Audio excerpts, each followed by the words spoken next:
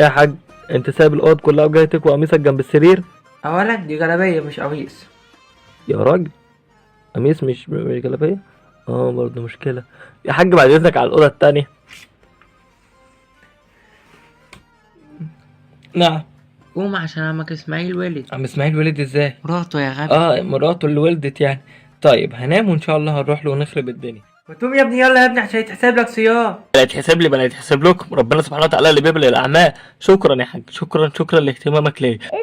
ده اخوك الصغير صايم. اخويا الصغير على اذان الظهر هيكون فطر.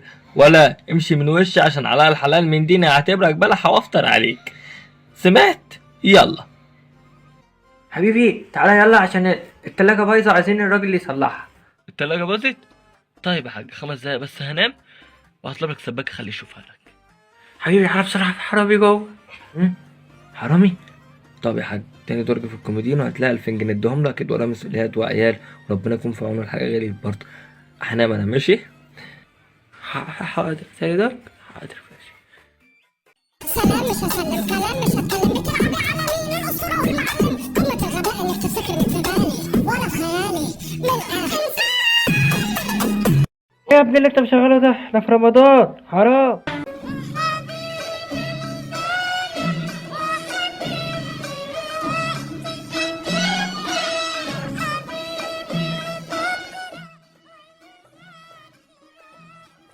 ايه يا حاج ده؟ انت مش من شويه قلت لي ان الكلام ده حرام؟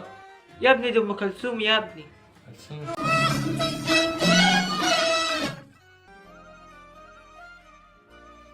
بجد الصيام ده عذاب، هموت واعرف احنا بنصوم ليه. ما الاعلانات في مصر حاجتين، يا تبرع على الغلابه يا تبعد بعيد عن الغلابه.